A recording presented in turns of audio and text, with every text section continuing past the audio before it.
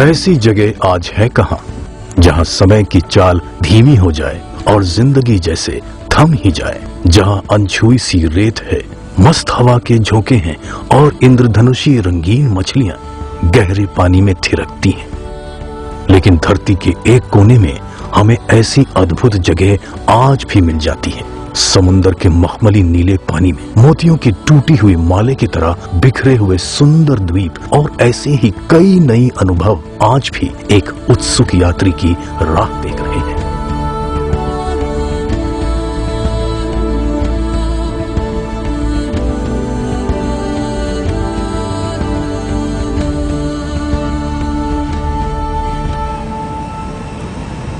इतने सालों बाद अंडमान पुनः वापस आना जैसा मेरा एक सपना था, क्योंकि मैं जब भी यहाँ वापस आता हूँ मैं खुद अपने आप को मुझको ही नया सा लगता है। ऐसा लगता है कि जैसे मैंने फिर से जन्म लिया है, ऐसी ताजगी जैसे मैं कोख से अभी अभी बाहर निकला हूँ, या फिर जैसे मैं अपने आप के लिए खुद एक सीप बन गया। ये है अंडमान द्वीप समूह। समुद्र में जैसे क्या कहें, मोतियों की किसी टूटे हार की तरह बिखरे पड़े। सफेद लहरें जैसे इन हरी हरी आंखों की पलकें हों।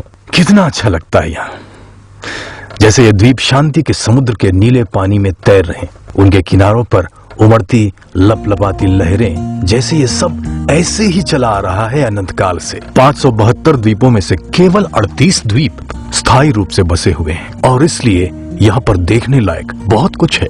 विमान द्वारा चेन्नई, कोलकाता और भुवनेश्वर से 2 घंटे में तथा दिल्ली से 5 घंटे में पहुंचा जा सकता है। यहाँ पहुंचने का यह सबसे आसान और तेज तरीका है, लेकिन अगर आपके पास समय है तो आप चेन्नई, विशाखापट्टनम या कोलकाता से पोर्ट ब्लेयर तक की 2 से 3 दिन की जहाजी यात्रा भी कर सकते हैं। अंडमान में वैसे तो पूरे साल ही सुहावना मौसम रहता है, लेकिन यहाँ आने का सबसे अच्छा समय अक्टूबर से मई महीने तक।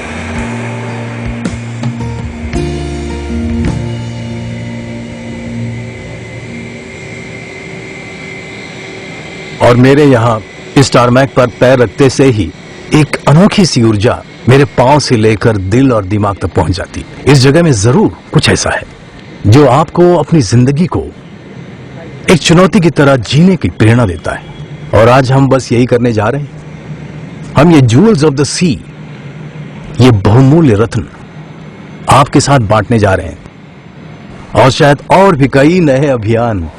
तो फिर चलिए।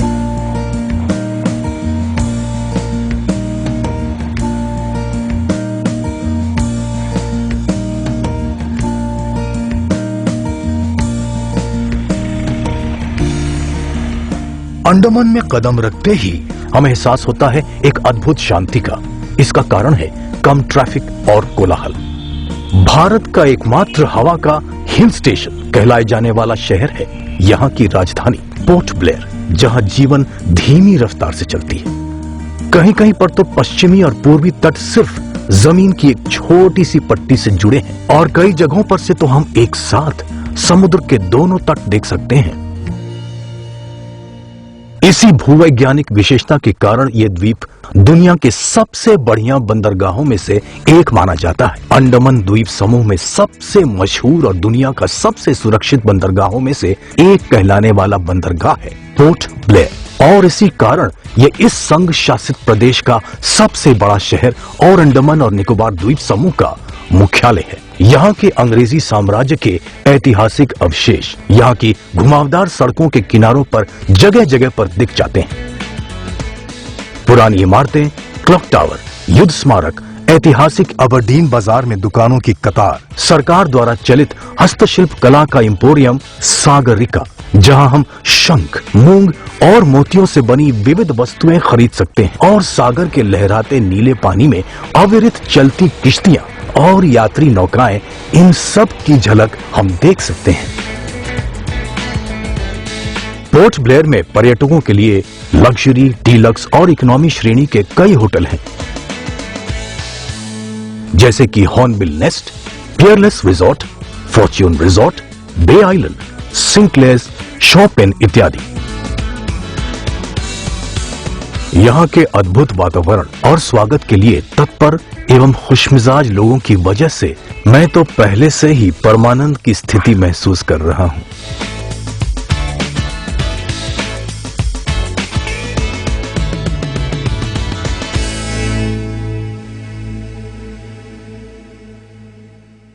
पोर्ट ब्लेयर में सबसे पहला पड़ाव होगा सेल्यूलर जेल, जो आज एक राष्ट्रीय स्मारक है। सेल्यूलर जेल को केवल पोर्ट ब्लेयर ही नहीं पर पूरे अंडमान की धड़कन कहा जा सकता है।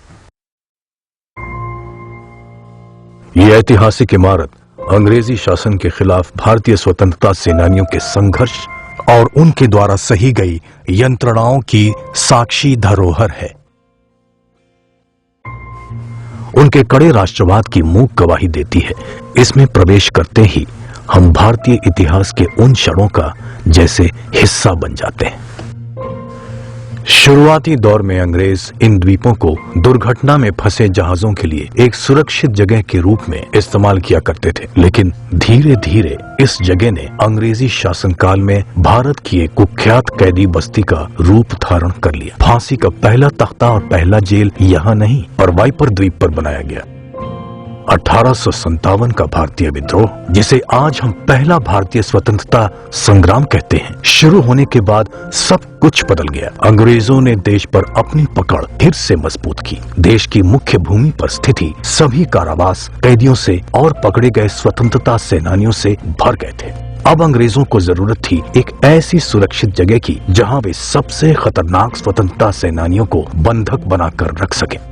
ऐसी एक ही जगह थी और वे थी अंडमान द्वीप समूह। और इस तरह 10 मार्च 1858 के दिन ब्रिटिश सरकार की नजर में 200 सबसे खतरनाक स्वतंत्रता सेनानियों को राजबंदियों के रूप में अंडमान के पोर्ट ब्लेयर लाया गया। और इस प्रकार शुरू हुई सेल्यूलर जेल के काले पानी की दिल दहला देने वाली कहानी।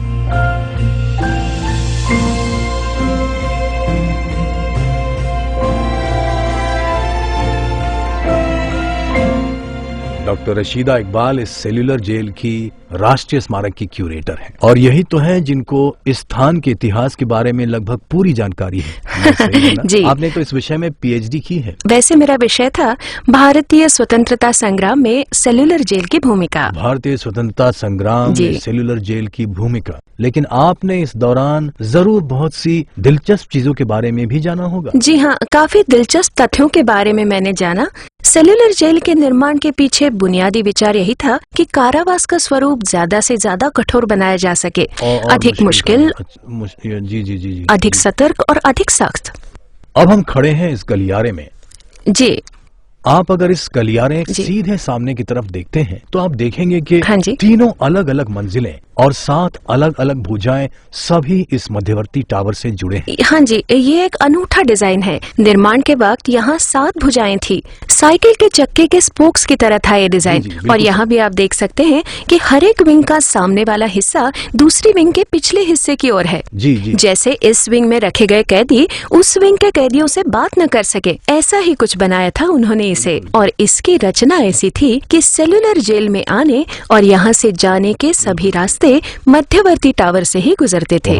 अच्छा, यही वो जगह है जहाँ पर ब्रिटिश सरकार ने उनकी निर्मत सत्ता के खिलाफ आवाज उठाने वाले सबसे शक्तिशाली और तेजस्वी स्वतंत्रता सेनानियों को कैदी बनाकर रखा था। भारत की मुख्य भूमि से कोसों दूर समुद्र के काले पानी में बसा ये जेल अपनी सख्त सजा और कठोर जीवन परिस्थितियों की वजह से सजाए काला पानी के नाम से कुख्यात था। समर्पित राष्ट्रवादी क्रांतिकारियों को सेल्यूलर जेल की इन कोठरियों में रखा जाता था और बाहर यहां अहाते में उनसे कठोर परिश्रम करवाए जाते थे।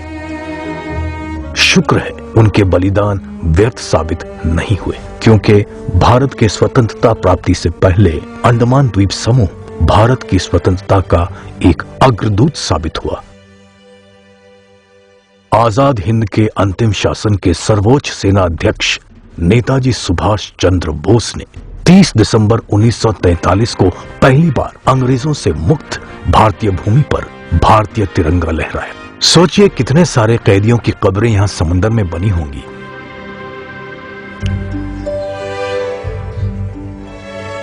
जैसे ही इस मध्यवर्ती निगरानी टावर से सायरन बजता था, वैसे ही बंदरगाह में खड़ी नौकाओं को और पोर्ट ब्लेयर के निवासियों को पता चल जाता था कि सेल्यूलर जेल में आज फिर 3 कैदी सूली पर चढ़ा दिए गए।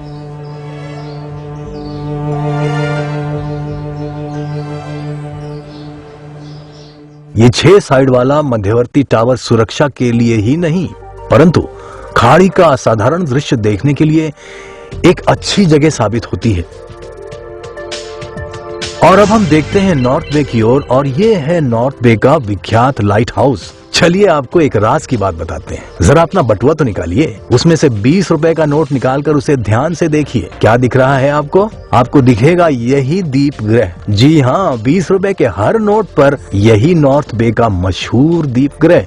लेकिन अंडमान की कहानी केवल इतिहास से नहीं बनी है, दूसरा उसका पहलू भी है। ये पहलू है खूबसूरती का, ये पहलू है लोगों का, ये पहलू है साहस से भरा, ये पहलू है कुदरत का। पोर्ट ब्लेयर से सबसे पास वाली जगह है जहां से पर्यटक स्नॉर्कलिंग कर सकते हैं। नीले रंग की हर मनमोहक छटा से भरा यह दृश्य किसी को भी आसानी से लुभा लेता है। नॉर्थ बे में अभी शुरुआत ही हो रही है सूर्यास्त की। पोर्ट ब्लेयर से अगर आपको स्नॉर्कलिंग के लिए जाना है तो नॉर्थ बे बहुत अच्छी जगह है। यहां पर आप कांच के तल वाली बोट और गाइड के साथ स्नॉर्कलिंग की सामग्री को किराए पर लेकर देखने जा सकते हैं। नॉर्थ बे के पास वाले सभी 7 कोरल रीफ्स, मूंगे की चट्टानें। भाई मुझे तो इस प्राकृतिक मछली ग्रह में एक बच्चे की तरह लग रहा है। यानी कि तुम्हें तैरना नहीं आता तो भी कोई चिंता नहीं, मजा आ रहा है। देखिए इस पानी को। अंडमान को स्नॉर्कलिंग और डाइविंग का स्वर्ग क्यों कहते हैं, ये मुझे आज पता चला है। अब आप स्नॉर्कलिंग करके थक जाएं तब पहाड़ी की तरफ चलिए इस मशहूर द्वीप ग्रह पर। यहां से देखने वाला दृश्य आपको मंत्रमुग्ध कर देगा। इस सुंदर दृश्य को देखते हुए अगर आप अपने आप को भूल भी जाएं तो इसमें आश्चर्य की कोई बात नहीं होगी। हम लोग अब खड़े हैं रॉस द्वीप की ओर। ब्रिटिश राज के दौरान यह द्वीप बड़ा ही महत्वपूर्ण और हाई प्रोफाइल हुआ करता था। इतिहास, परंपरा, सामर्थ्य और एक अनोखे जादू से भरा नाम था रॉस। अंडमान द्वीप समूह के आबाद द्वीपों में से छोटे द्वीपों में इसकी गिनती होती थी। 1858 से 1942 तक पोर्ट ब्लेयर ने अंग्रेजी सत्ता के मुख्यालय के रूप में अपनी भूमिका बखूबी निभाई और अंग्रेजों को जो भी कुछ अच्छा लगता था वो सब रॉस द्वीप पर आसानी से उपलब्ध था। Officers mess, club, chief commissioner का बंगला, बेकरी, छापाखाना, खारे पानी को मीठे पानी में बदलने की मशीन भी, सब कुछ। लगभग 84 सालों तक अंग्रेजों ने यहां राज किया। इसे अक्सर पूर्व का पेरिस कहा जाता था। और फिर दूसरे विश्व युद्ध के दौरान 1942 में जापानी सेना रॉस द्वीप पर उतरी और उसने उस द्वीप पर कब्जा कर लिया। उस खौफनाक समय की याद दिलाता है ये जापानी बंकर। और आज इस द्वीप का रखरखाव भारतीय नौसेना के जिम्मे है, जो इस जिम्मेदारी को बड़े ही प्यार और श्रद्धा से निभाती है। करीब करीब 1 स्क्वायर किलोमीटर के विस्तार वाला रॉस लगभग 100 सालों तक ब्रिटिश अफसरों और उनके परिवारजनों के लिए किसी स्वर्ग से कम नहीं था। विलासिता से ओतप्रोत एक ऐसा रमणीय स्थान जिसकी ईंट दर ईंट कैदियों के छालों से भरे नंगे हाथों से रची गई थी। कहा जाता है समुन्दर के किनारे बनी अफसरों की मेस और पहाड़ी पर बना चीफ कमिश्नर का बंगला, ये दोनों इमारतें इस द्वीप की सबसे आकर्षक इमारतें थीं। लेकिन आज रॉस का ये रूप देखकर ये कभी पूर्व का पेरिस कहलाता था, इस पर विश्वास करना थोड़ा मुश्किल ही है।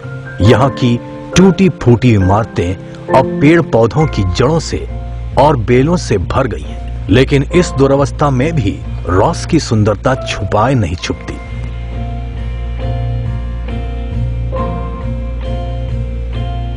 यहाँ हम देख सकते हैं जंग लगे हुए बॉयलर और बिजली घर के जीर्ण अवशेष। यहाँ भाप की सहायता से बिजली बनाई जाती थी। ये है छापाखाना, डाकघर, टेनिस कोर्ट्स और एक स्विमिंग पूल के अवशेष। कल्पना कीजिए रॉस द्वीप पर 74 साल पहले की दिसंबर महीने की एक सुहावनी सुबह कर्नल एडिसन और उनके साथ हैं उनकी मेम साहब।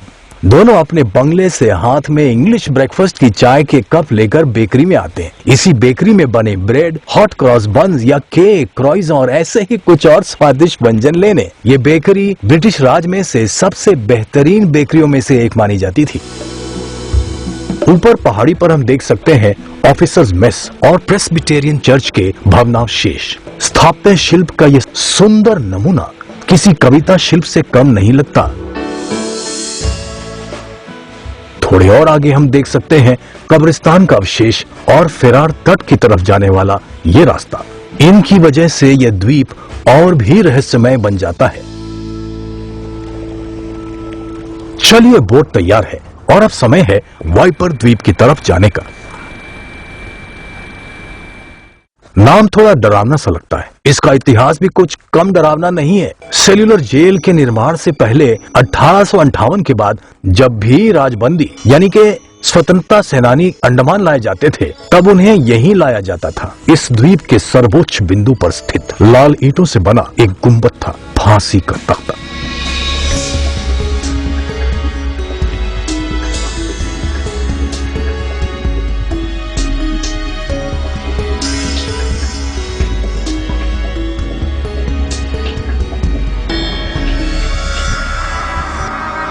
लगभग 150 साल के बाद ये इमारत ढह रही है, लेकिन लकड़ी का यह बीम अब भी मजबूत है।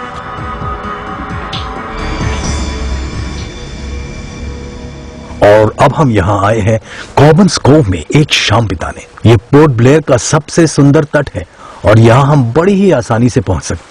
यहाँ सुबह आइए या फिर शाम को, यहाँ सुहावना मौसम लगातार बना रहता है। और यहाँ तट से थोड़ी ही दूर पर एक भोजनालय और रिसोर्ट भी है। समुद्र तट से थोड़ी ही अंतर पर एक और द्वीप है जिसका नाम किसी अंग्रेज के नाम पर नहीं है। इसका नाम है स्नेक आइलैंड। ये घर है लैटिकुआडा प्रजाति और ऐसे ही कुछ समुद्री सांपों का। अंडमान में 46 अलग अलग प्रकार के सांप पाए जाते हैं। इनमें से 13 प्रजातियां सिर्फ यहीं अंडमान में ही मिलती हैं।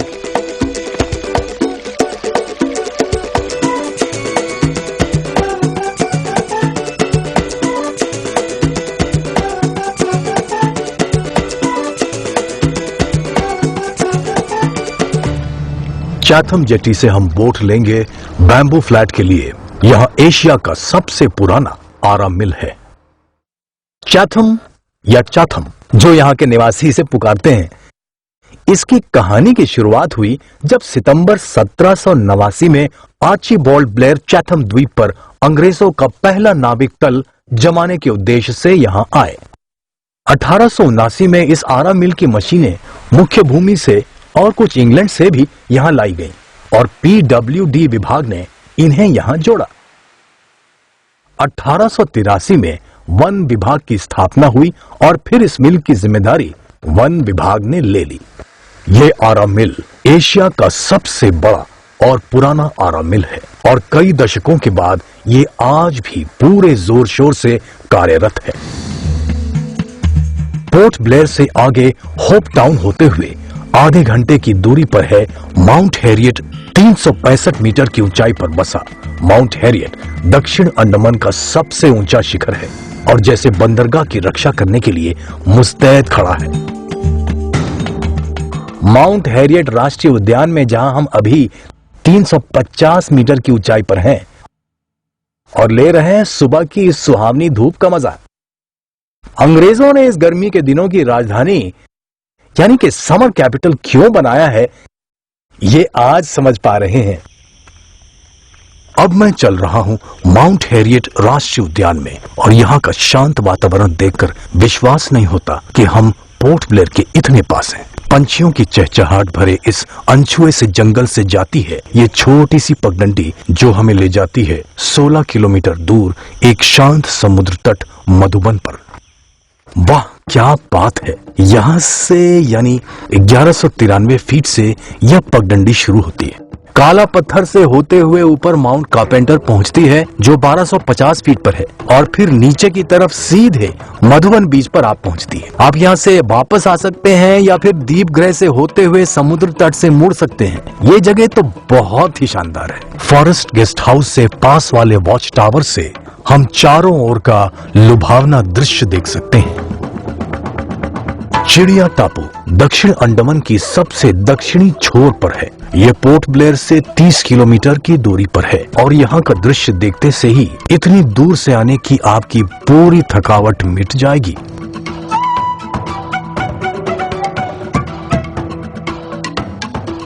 यहाँ के बायोलॉजिकल उद्यान में आप अलग अलग प्रजाति के पंछी देख सकते हैं और प्रस्तावित कैनोपी वॉकवे से तो इसमें 4 चांद लग जाएंगे।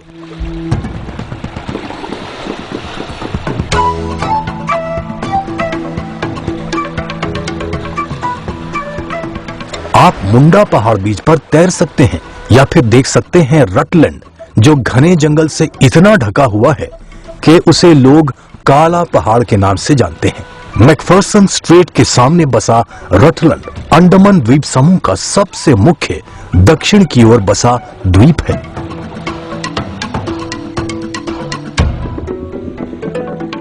भूरभूरी रेत से भरे समुद्र तट बदल जाते हैं लिटरल यानी तटीय जंगल में। लंबे सफेद तने वाले गहराई तक चटके हुए और घनी छाया वाली विशालकाय खाड़ी महुआ तो दूर से ही पहचाने जा सकते हैं। रटलैंड द्वीप और सिंक द्वीप के पश्चिमी छोर पर पेड़ कुछ ज्यादा ही घने हैं। इनका मुख्य काम है हवा के जोर को रोकना और उसकी वजह से इनकी शाखाएं स्थायी रूप से तट की तरफ मुड़ी हैं।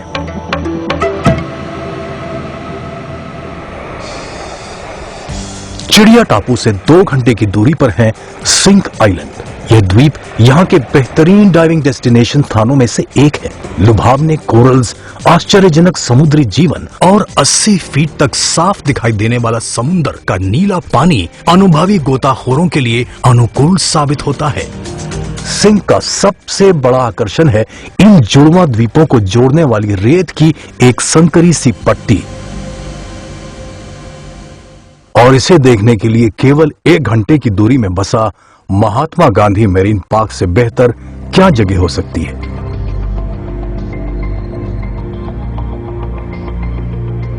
पंद्रह द्वीप और 280 किलोमीटर के विस्तार वाले यहां बेहतरीन कोरल रीफ को कांच के तल वाली नाव में बैठ के देखना चाहिए। संकरी खाड़ियां, खुला समुद्र और हाँ, जॉली बॉय और रेड स्किन आइलैंड में डाइविंग भी। ये द्वीप पर्यटकों के लिए दिन में खुले रहते हैं।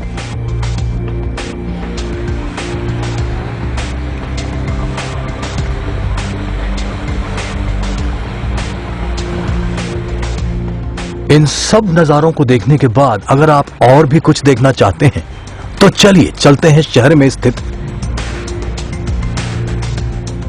समुद्रिका नौसेना का समुद्री संग्रहालय है। इसमें अनेक प्रकार के शंख और समुद्री जीवों का विशाल संग्रह आप देख सकते हैं। मछली घर में 350 से भी ज्यादा समुद्री जीवों का प्रदर्शन किया गया है।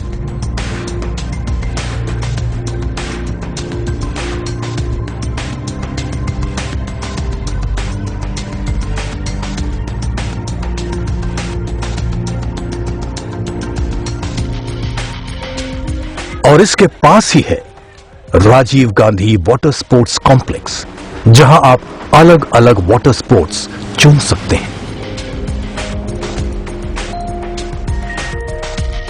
रात के वक्त इस कॉम्प्लेक्स पर टिमटिमाती बत्तियां वाटरवे के चारों ओर से एक सुंदर से हार की तरह घेरती हैं। वाटरवे स्पोर्ट्स कॉम्प्लेक्स के प्रवेश द्वार के पास हम देख सकते हैं ग्रेट एंडमानीज आदिम जाति और अंग्रेजों के बीच हुई अबरडीन की लड़ाई का यह स्मारक। यहाँ के एंथ्रोपोलॉजिकल म्यूजियम में पर्यटकों को इन द्वीपों की आदिम जनजातियों के बारे में जानकारी मिलती है। अंडमान के ये अलग अलग पहलू जब मैं देख रहा हूं, तभी इन द्वीपों की ओर एक अनोखा पहलू मेरे सामने आता है, और वो है इन आइलैंड्स की सुंदरता को 4 चांद लगाने वाली और ताजगी का शीतल झोंका लाती रिमझिम बारिश। जैसे ही हम अंडमान ट्रंक रोड से दक्षिण की तरफ से मध्य और उत्तर अंडमान की ओर रुख करते हैं तो लगता है कि जैसे बारिश ने हमारे साथ ही आने का मन बना लिया है। यहाँ रहने वाली आदिम जाति को परेशानी न हो, इसीलिए अंडमान ट्रंक रोड पर चलते हुए वाहनों को और यात्रियों को कड़े नियमों का पालन करना जरूरी है।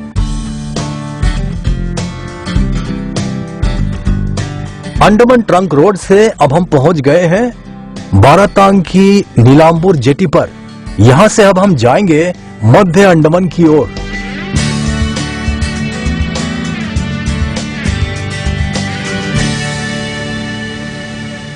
यहां से अब हम एक छोटी सी नाव में बैठेंगे जो हमें मिडिल स्ट्रेट से अंधेरी गुफाओं में ले जाएगी।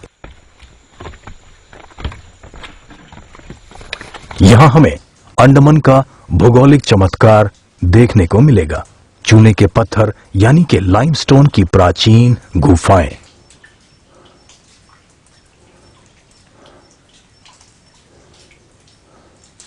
जैसे हम यहां देख रहे हैं, चूने के पत्थर में गिरती हुई बारिश की इन बूंदों को इसी तरीके से इन गुफाओं का जन्म हुआ था। ऊपर से छत से आने वाली इस नैसर्गिक रचना को स्टैलेक्टाइट कहते हैं और जमीन से निकलने वाली इस रचना को स्टैलेग्माइट कहते हैं।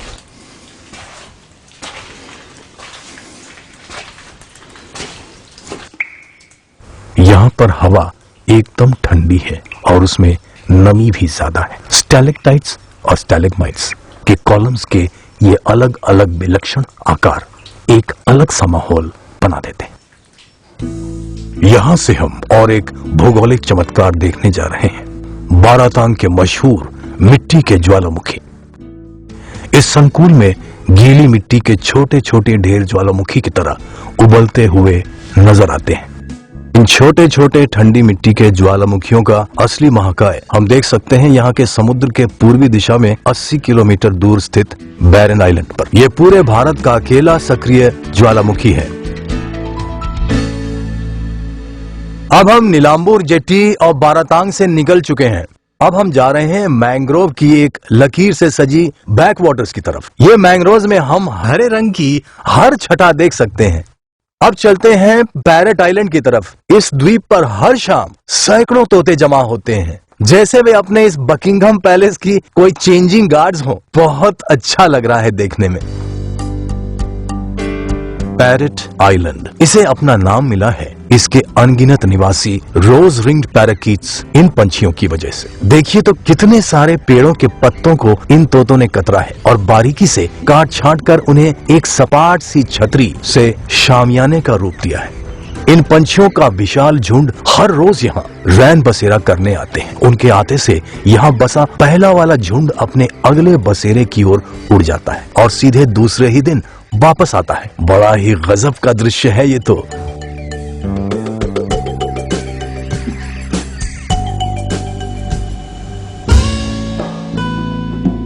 लेकिन अंडमान का जादू अभी खत्म नहीं हुआ है। हमें मध्य अंडमान के मुख्यालय रंगत को जरूर भेंट देनी चाहिए। यहाँ आप कथबट बे के पास स्थित टूरिस्ट बंगलो हॉक्सबिल में रह सकते हैं। यहाँ का शानदार तट उत्तर की तरफ बसे धानी नाला तक फैला है। कुदरती सौंदर्य का एक और नमूना हमें यहाँ देखने को मिलता है।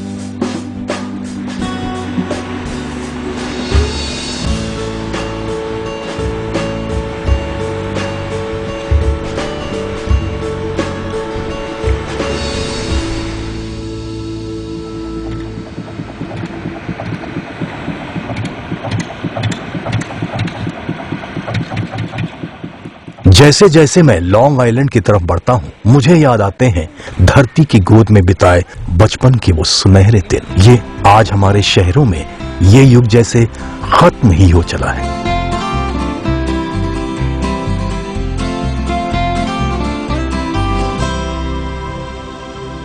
अब हम लॉन्ग आइलैंड की उत्तरी पूर्वी छोर के लालाजी तट पर हैं और सुबह के 5:30 बज रहे हैं। आज सवेरे हम 3:30 बजे से उठ गए और 1 घंटे की बोट राइड लेकर इस सूर्योदय को देखने के लिए यहाँ पहुँच गए। यहाँ इतना अच्छा और तरोताजा लग रहा है कि हमने कुछ घंटे की नींद खोई है ये तो हम भूल ही गए।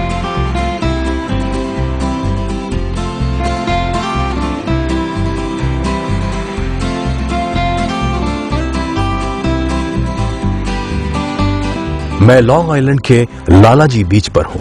चमकीली सफेद रेत और गहरा नीला सागर, बस और क्या चाहिए। आप हैरान होंगे, मैं इस बीच पर बिल्कुल अकेला हूं। दुनिया में कोई और ऐसी जगह होगी? भाई मुझे तो नहीं लगता।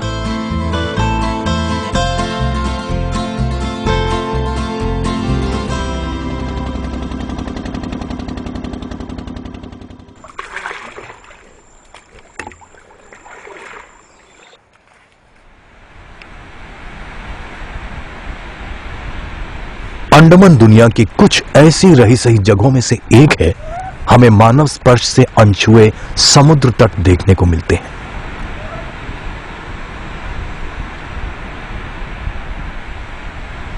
नॉर्थ पैसेज आइलैंड पर मर्क बे तट ऐसी ही एक अद्भुत जगह है। इसके शांत वातावरण में आपके साथ होंगे बस कुछ नन्हे साधु केकड़े और ज्वार के साथ बहकर आए ऐसे और भी छोटे छोटे जीव। आज सुबह हमें लगा कि लालाजी बीच स्वर्ग है, तो मर्क बे तो स्वर्ग से भी सुंदर जगह निकली।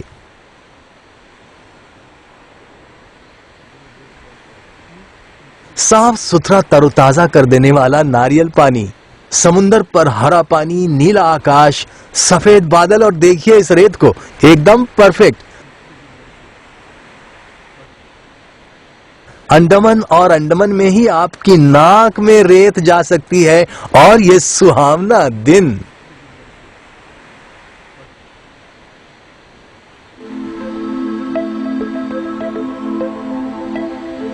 हमारा अगला पड़ाव है माया बंदर। ये उत्तरी अंडमान का सबसे महत्वपूर्ण और खूबसूरत शहर है।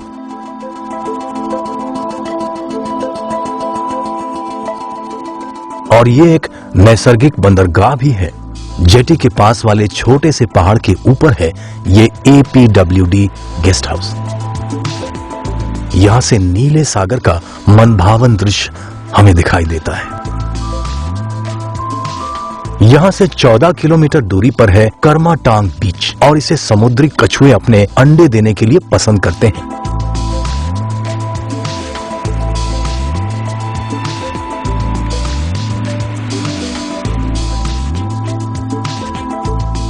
माया बंदर से चलिए चलते हैं दिगलीपुर और कालीपुर की तरफ। लेकिन हाँ, रास्ते में इन द्वीपों की सुंदरता देखना मत भूलिएगा।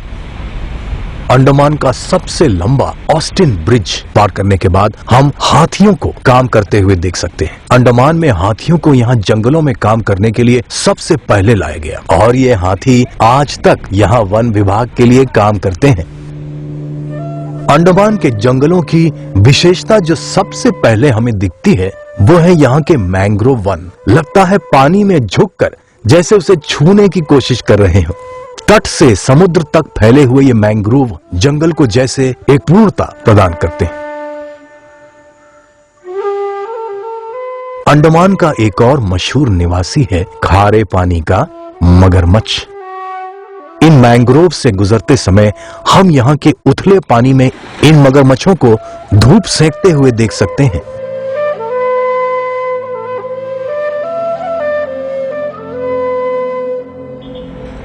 और ये है दिगलीपुर। सी फूड और वन उत्पादों के लिए दिगलीपुर मशहूर है। धान के खेतों के बीच से झांकता मनोरम दिगलीपुर शहर की भीड़ भाड़ से दूर एक अलग ही शांत प्रकृति वाला कस्बा गांव है। और हाँ, इन धान के खेतों की वजह से इसे अंडमान का राइस बोल भी कहते हैं। ये जगह, लोग और यहाँ की प्राकृतिक सौंदर्य हमें मंत्रमुग्ध कर देता है, किसी अनोखी दुनिया में ले जाता है।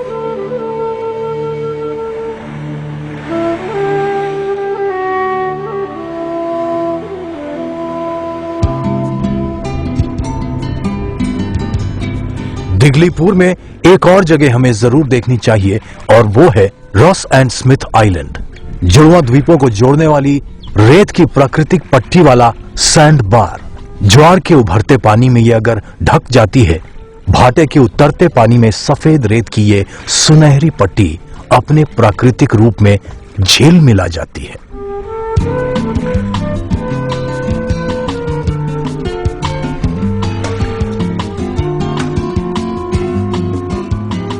अगर एक बार आपने यह दृश्य देख लिया तो जीवन में कभी भी आप इसे भुला नहीं पाएंगे। उत्तरी अंडमान द्वीप पर हमें अनेक समांतर पहाड़ियां दिखाई देती हैं। समुद्री सतह से 732 मीटर ऊंचाई वाला सैडल पीक उत्तरी अंडमान द्वीप पर है और इन द्वीपों का सबसे ऊंचा शिखर है। और अब हम ट्रैकिंग करते हुए जाएंगे समुद्र तट से अंडमान के सबसे ऊंचे शिखर सैडल पीक पर।